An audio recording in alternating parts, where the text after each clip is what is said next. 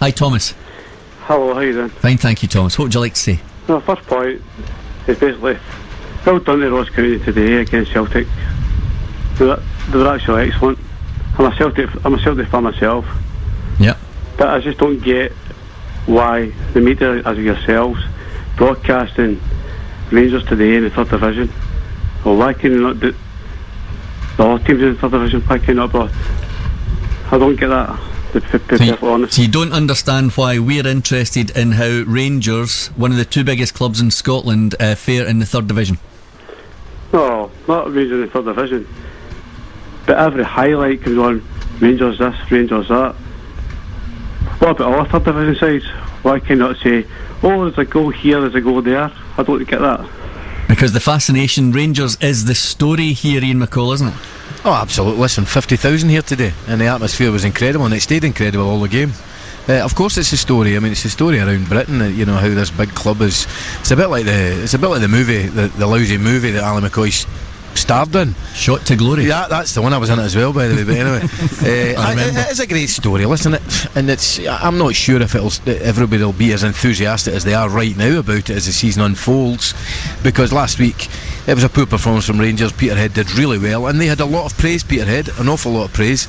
East Stirling should be praised for their efforts today, but you know, Celtic will win the top league, but Rangers will win this one by a country mile, particularly the games at Ibrox. And it is a story. I mean, you need to be daft not to realise it is a big story. And with all due respect, West of Scotland punters want to hear about this story. There's no doubt about that. Never mind the filming. Can you remember Robert Duvall coming up to watch us train with a Clydebank and a piece of waste ground in Guscadden? Yes, I do. With glass on it and the Elkies.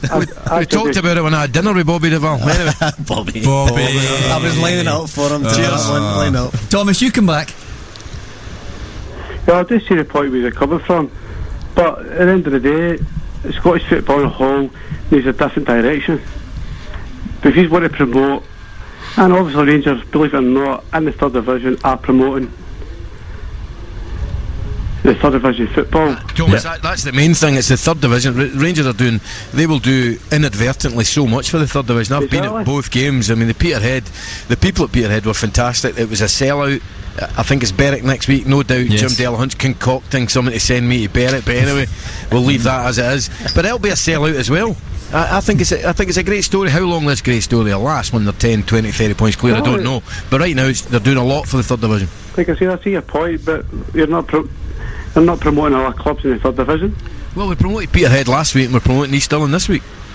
Yes, what about other clubs going about? Rangers next week. You're not turning around and say, guess what, it was 2-0 here, it's 1-0 there.